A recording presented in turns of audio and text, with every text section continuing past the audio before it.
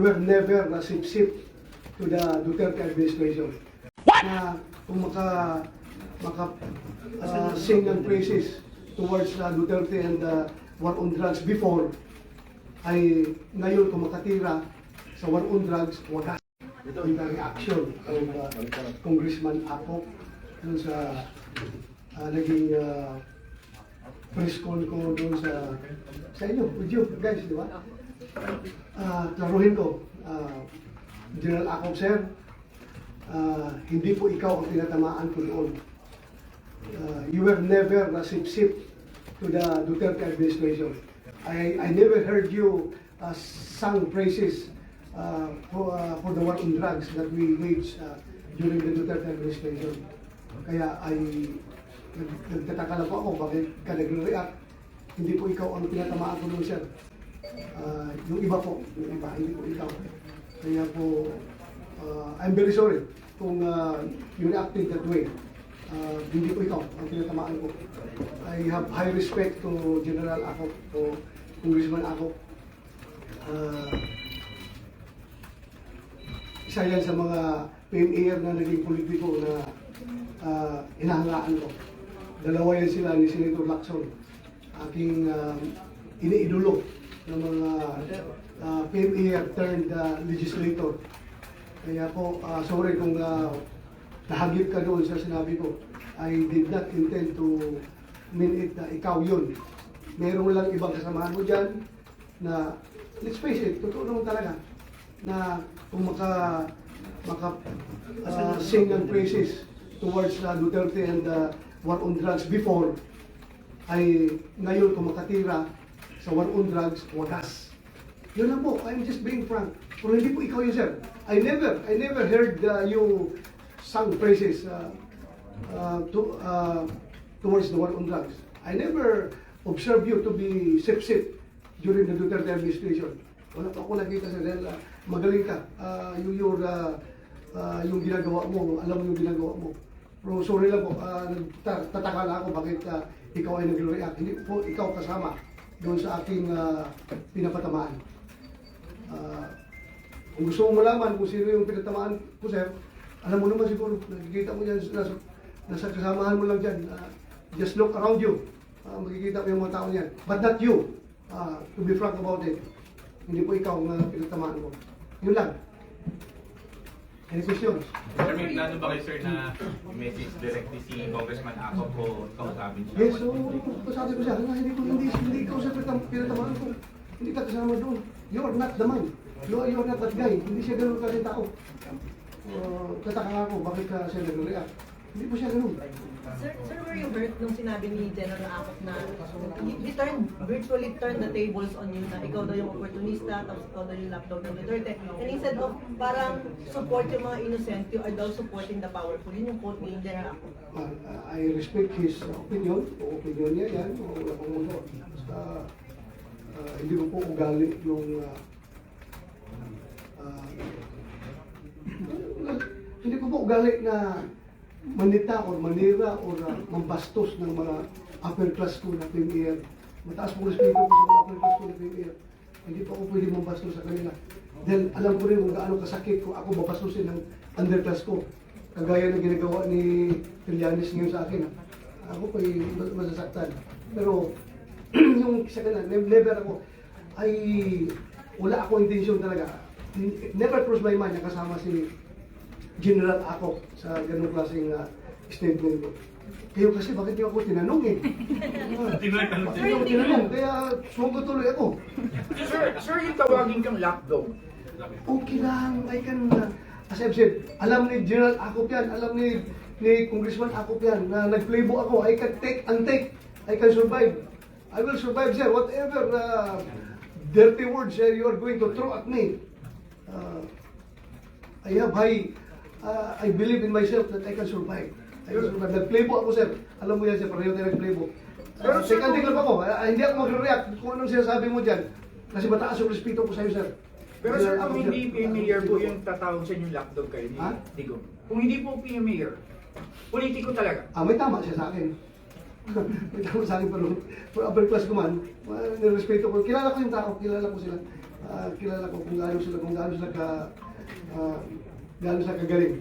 Pero sir, will you stop criticizing yung sinasabi mong opportunista? Except I won't stop. Dahil andyan sila eh.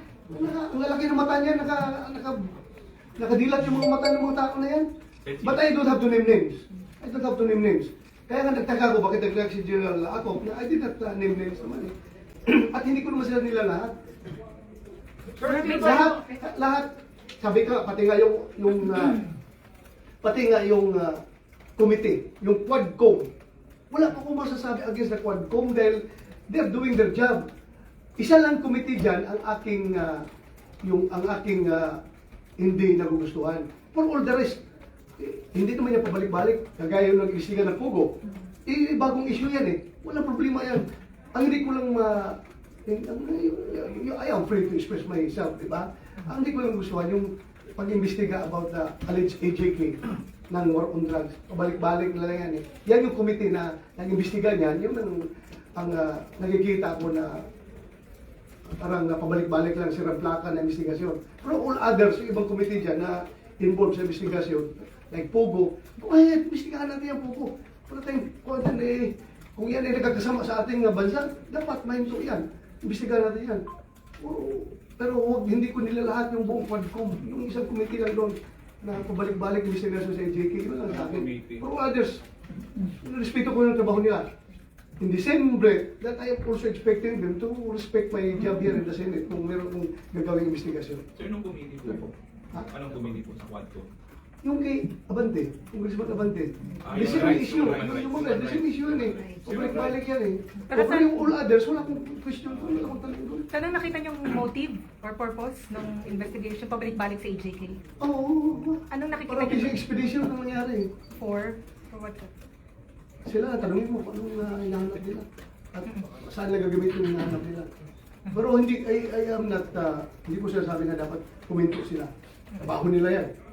At siguro naman, I am free to express my opinion rin naman, di ba?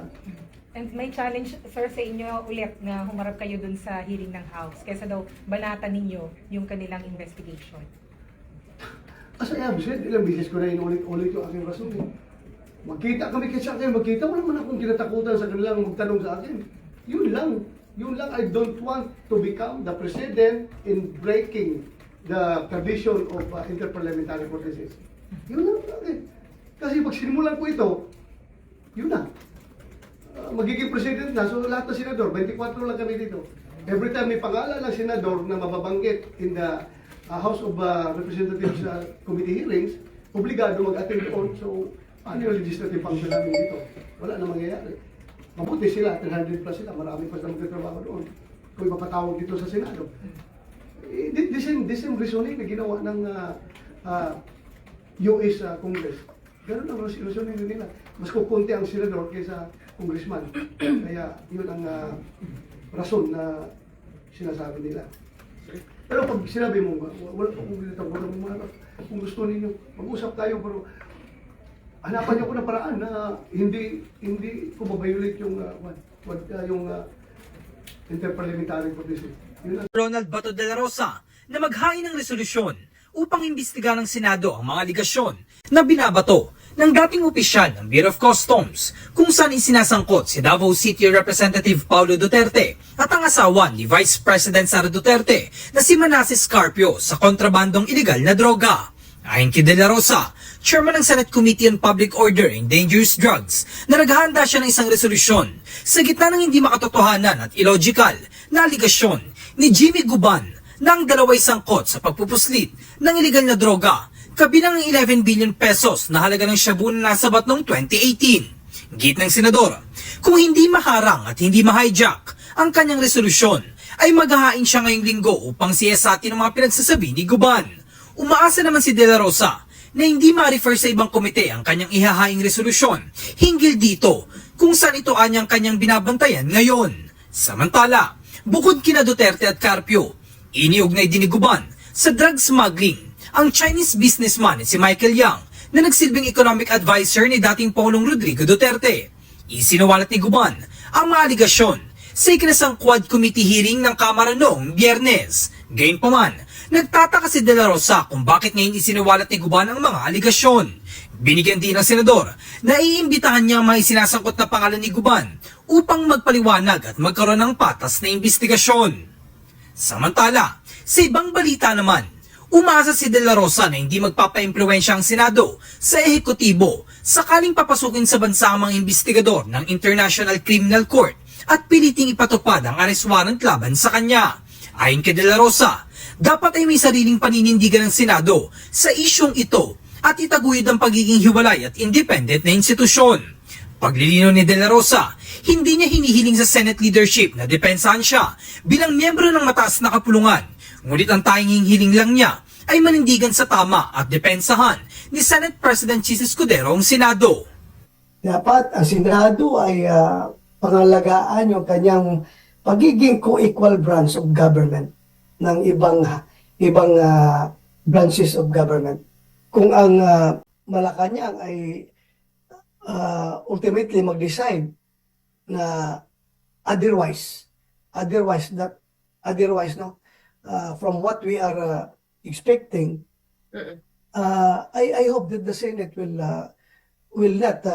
not bow down its head to the executive branch of government. Dapat merong sariling stand ang Senado on this particular issue.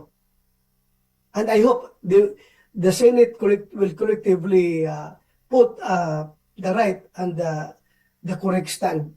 Kumpiyansa naman si De La Rosa sa Senado, ngunit sakaling magpadikta sa Malacanang ang mataas na kapulungan, ay kailangan niyang depensa ng sarili at hihingian niya siya ng suporta sa mga Pilipino.